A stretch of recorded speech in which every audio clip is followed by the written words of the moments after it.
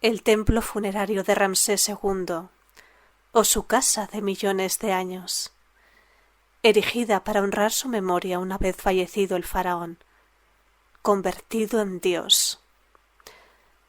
Este es el maravilloso templo que podemos disfrutar hoy en día en el West Bank de Luxor, en el Alto Egipto. Descubre sus secretos.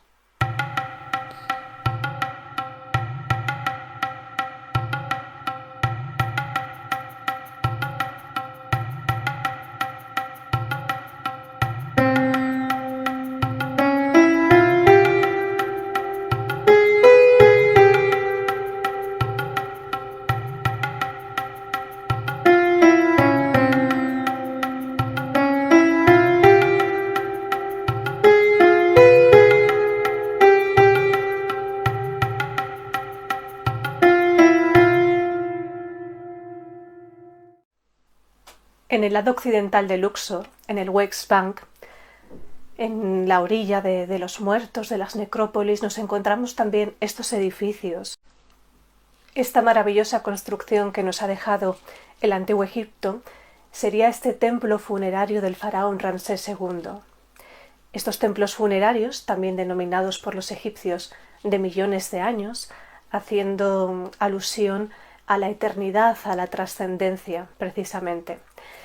Este tipo de templos, que también los podemos ver, por ejemplo, el de la reina faraón Hatshepsut en ese maravilloso templo enclavado en la montaña tebana, o podemos ver también el de Ramsés III más tarde, que sería el de Medinet Habu, muy cerquita del Ramesseum, o también podemos ver, por ejemplo, el de Tutmosis III, que está en peor estado y actualmente se está trabajando en él. Os pongo aquí una imagen sacada desde el coche.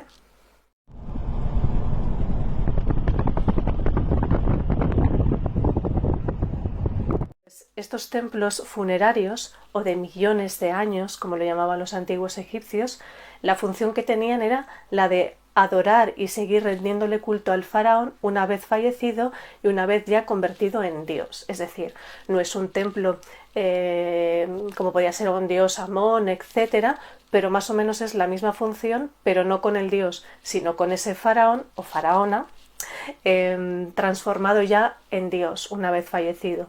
Y esa es la función que tenía este maravilloso templo de millones de años de Ramsés II, que fue Jean-François Champollion el que le bautizó como lo conocemos ahora, que sería Ramesseum. Este templo funerario de Ramsés II, o el Ramesseum como lo conocemos, la verdad es que es un sitio espectacular, que a mí me encanta especialmente, con una magia, puesto que está enclavado en un lugar en el que, por un lado, si ahora que lo vamos a explicar, iríamos hasta lo que fue la zona más sagrada, ese Sancta Sanctorum, veríamos toda esa montaña impresionante tebana, esos colores marrones, ese desierto, esa montaña tebana, pero al otro lado es absolutamente todo verde, campos verdes de cultivo, palmeras. De hecho, cuando estás caminando por el templo, estás escuchando constantemente los animales del campo, las vacas, los pájaros, los patos. O sea, es una sensación maravillosa. Nos encontramos dos salas hipóstilas y vemos escenas en sus muros y en sus paredes de tema militar, como habíamos hablado en el vídeo anterior de la reina Nefertari, esa esposa de Ramsés II, esa batalla de Kadesh, en la cual él siempre, Ramsés, se muestra como victorioso, como un héroe. Tanto hablábamos en el templo de Abu Simbel como por ejemplo en este Ramesseum, es decir, hay muchas escenas de origen bélico, de esa batalla de Cádiz, de alguna otra en Siria, y le vemos siempre victorioso. Si bien es cierto, como hemos hablado en el vídeo anterior, esa batalla de Cádiz no fue tanto una victoria, sino más bien pues, un empate, unas tablas, pero bueno, y años después se produce ese famoso tratado de paz pues, con Hattusili III, el rey de los hititas. En ese tratado de paz pues, hay muchos puntos, es decir, hay una cooperación ya entre los dos imperios, pues uno ayudaría al otro, y etc. Vemos también en este templo escenas que podrían estar dentro más del tema político. Vemos a un Ramsés II frente a los dioses principales de Tebas, Amón, Mut y Honsu, siendo coronado como faraón. Como hemos hablado en vídeos anteriores, los dioses principales en este reino nuevo en Tebas serían Amón, el oculto, con su esposa Mut. Mut sí que en tiempos anteriores, muy anteriores, Amón tuvo otra consorte que era Amonet. En este reino nuevo sería Mut, que su símbolo es el buitre, y ese símbolo de buitre, ese Mut, curiosamente significa también madre. Entonces Amón Mut, su hijo sería Honsu. Honsu es un dios lunar que tiene una lunita sobre la cabeza. Esos Amón, Mon y Honsu, esa tríada tebana, esos dioses principales del reino nuevo en Tebas, aparecen pues en este templo y Ramsés II siendo coronados ante ellos.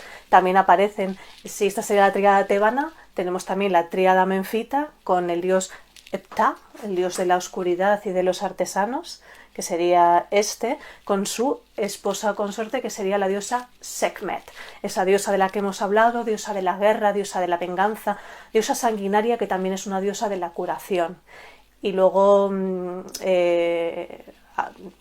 ya como curiosidad, luego Ptah y Sekhmet, su hijo sería Nefertum, un dios cuyo símbolo es una flor de loto.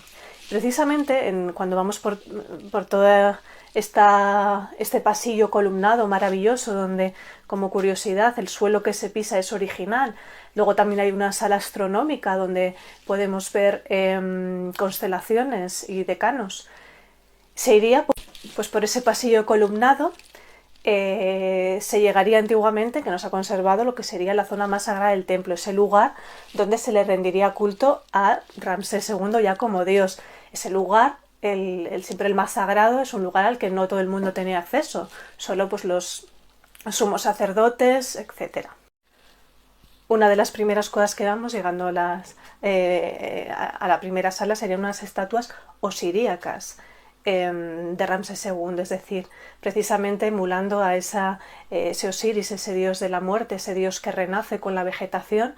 Pues son esas estatuas que miden casi 10 metros, con esa forma momiforme de Osiris, con sus brazos cruzados, que tenían la cara de, obviamente, Ramsés II, que esas cabezas han sido destruidas, igual que han sido destruidos el enorme coloso del que hablaremos ahora, y han sido pues machacadas muchas de las caras que vemos en el templo. Esos daños, esto se produce, muchos de estos daños en la época en la que, como hemos hablado en vídeos anteriores, el emperador romano Teodosio prohíbe la religión antigua de los antiguos egipcios, que la considera pagana, se impone el cristianismo, y además es un momento en el que se empieza también a prohibir y a perder todo este conocimiento y la lengua de los antiguos egipcios, esos jeroglíficos, pues que luego, como hemos hablado en otros vídeos, o como hemos hablado en el vídeo del gran Jean-François Champollion, pues luego se llegan a descifrar con él. Esas maravillosas estatuas osiríacas de Ramsés II que vemos en esa primera sala, pues son también muy parecidas a las que vemos en el templo funerario de Hatshepsut, ese Yeser Yeserú, esplendor de los esplendores, donde también hay esas estatuas osiríacas, en este caso con la cabeza de la reina Hatshepsut, o las que vemos también en el de Medinet Habu con Ramsés III. El templo de Medinet Habu está muy cerquita, está como a unos 2 kilómetros de este. De hecho, se puede ir andando, es un paseo muy bonito de uno de los templos al otro. Si habéis estado allí o vais, si os fijaréis, hay una cabeza, un coloso tirado. Cuando vas ahí te das cuenta de las dimensiones titánicas y absolutamente alucinantes que tiene. Ese coloso enorme, titánico, fue la estatua más grande que hubo hasta mucho tiempo en la Tierra, y echado una pieza. Pesaba unas 1000 toneladas. O sea, tú cuando te acercas, cuando lo ves en fotos no se aprecia, cuando ves los piececitos enormes, porque encima era una estatua sedente, o sea, sentada del dios Ramsés. Esa estatua gigantesca fue durante mucho tiempo la más grande erigida. Y bueno, no se sabe si en origen fue hecha para Ramsés II o si la usurpó de Amenhotep III. Una cosa común en el antiguo Egipto que se da es que muchos faraones, reyes, etcétera, a veces usurpaban, pues en este caso, estatuas de otros faraones. Lo que le hacían era cambiarle el cartucho, el nombre y listo. Pues esta mastodónica estatua que a mí me recuerda, salía en una película, bueno, es una película de un director un poco independiente que es Kenneth Anger, que murió hace poco, la película Lucifer Rising. Veíamos a esa actriz caracterizada con lo que podía ser la diosa Hathor sobre ese coloso derruido. La espectacularidad del templo y del entorno pues han hecho que también pues hayan rodado ahí otras películas, etcétera. Una de James Bond, la espía que me amó. Hay una escena entre esas columnas en el templo, que esa película, por cierto, tiene una escena en un sitio increíble, ya en el norte de Egipto, en el Cairo, que hoy es el Museo Geyer Anderson. Es una casa de la época mameluca donde vivió este general, y que ahora es un museo y es un lugar increíble que también os recomiendo si vais en este caso al Cairo para que lo veáis. Esta otra estatua que podemos ver de Ramsés II, muchísimo más modesta de la que hemos hablado, de ese coloso titánico, pero bueno, también bastante grande, que lo vemos también descabezado, sin cabeza. Pues eso en el año 1816 aproximadamente, cuando estuvo allí Belzoni, que hemos hablado ya de él, Giovanni Battista Belzoni, este forzudo de circo que estuvo por Egipto, pues a petición de un cónsul, cogió esa cabeza de Ramsés II y lo que hizo es llevársela. Se la querían llevar.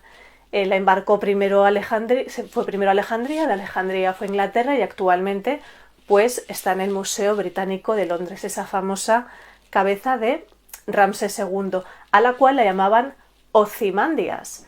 Ozymandias es un nombre que los griegos le dieron a Ramsés II y que luego inspiró una poesía bastante famosa. Ese nombre de Ozymandias viene un poco de la transliteración que ellos hacían de precisamente el nombre de Ramsés.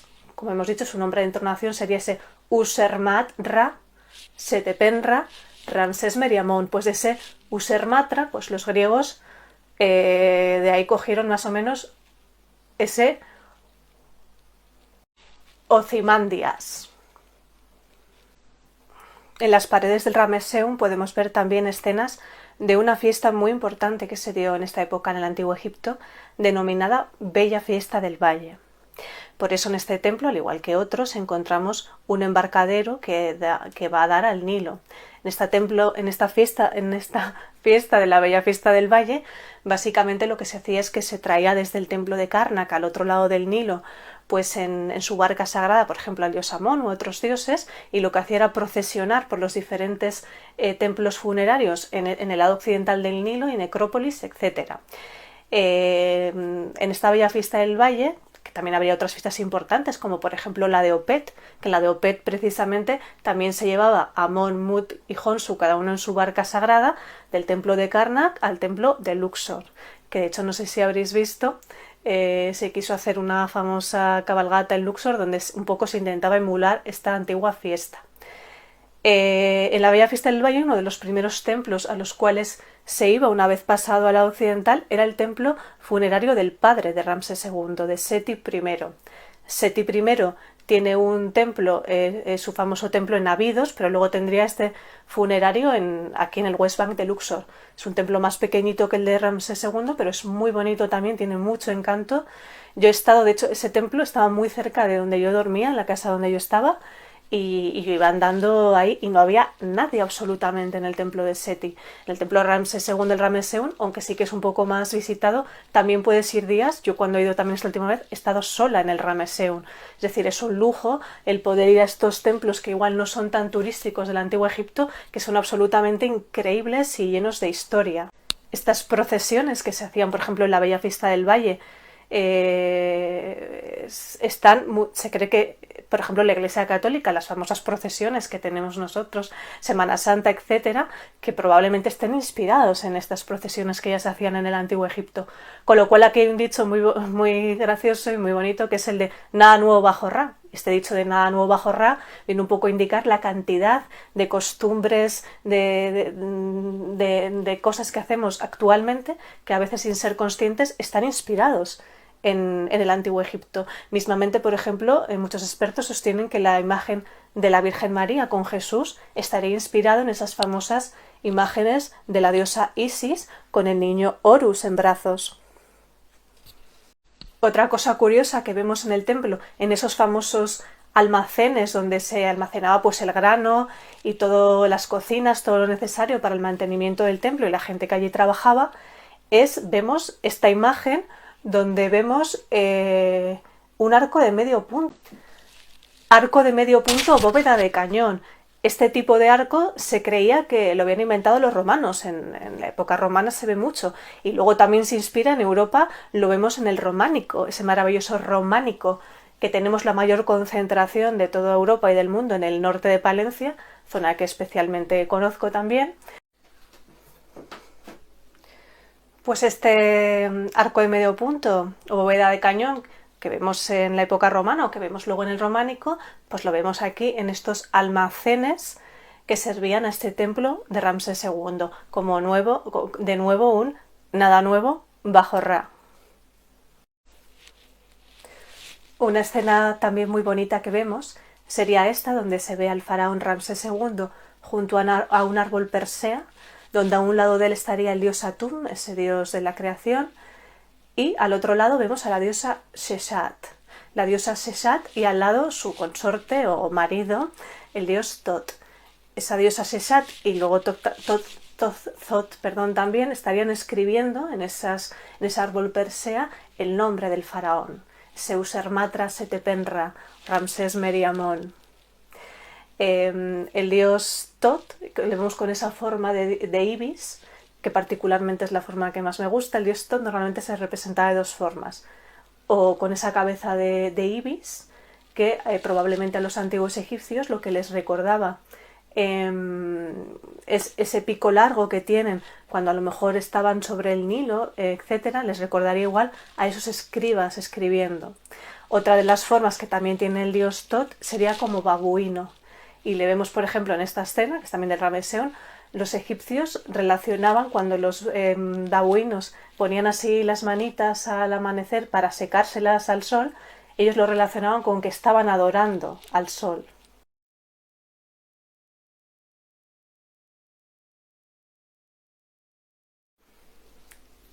El Ramesseum, o el templo funerario de este castillo de millones de años de Ramsés II, pues estuvo vigente en este Reino Nuevo en época ramésida. Luego ya en la época del tercer periodo intermedio, alrededor del 1000 a.C., el templo pues se saquea y se abandona.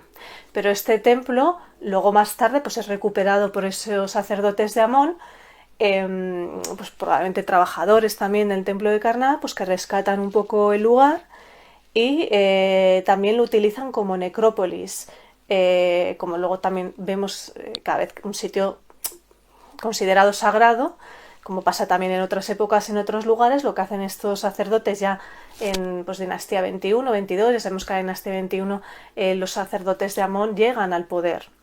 Lo que hacen el sacerdocio es como una necrópolis sacerdotal, pues sacerdotes, cantoras de Amón, etcétera, lo que hacen es enterrarse en esos alrededores de este templo funerario de Ramsés II. Una cosa curiosa, si pasáis por el templo, es ver la cantidad de, grafitis, podríamos decir, de diferentes personas y personajes que pasaron por ahí, sobre todo pues de finales del 1800, principios del 1900, el mismo Belzoni, que tiene ahí su nombre, como en un montón de sitios, pues vemos un montón de grafitis de un montón de personas. Bueno, eso lo vemos en todo Egipto, pero aquí en el Ramesseum es especialmente llamativo. Bueno, y al fin y al cabo eso es algo muy egipcio, pues son los propios egipcios que siempre han querido dejar su nombre en todo, incluso en la antigüedad. Sabemos que hay momentos en los que iban a visitar tumbas o monumentos más antiguos y también dejaban ahí sus nombres. Pues este es un templo precioso, impresionante, donde sientes esa mezcla de la naturaleza con esos sonidos de animales, con esa montaña tebana al fondo, un sitio que no suele ser tampoco muy transitado por turistas. Es un placer poder estar allí y pasear y estar prácticamente sola. Y luego también si queréis tomar algo en la cafetería, pues la regentan la familia Abderrasul, famosa. Ahí está. Espero que te haya gustado este paseo por la casa de millones de años de Ramsés II, o como la bautizó el gran Jean-François Champollion, el Ramesseum. Nos vemos muy muy pronto en un próximo vídeo con más historias del antiguo Egipto. Nos vemos.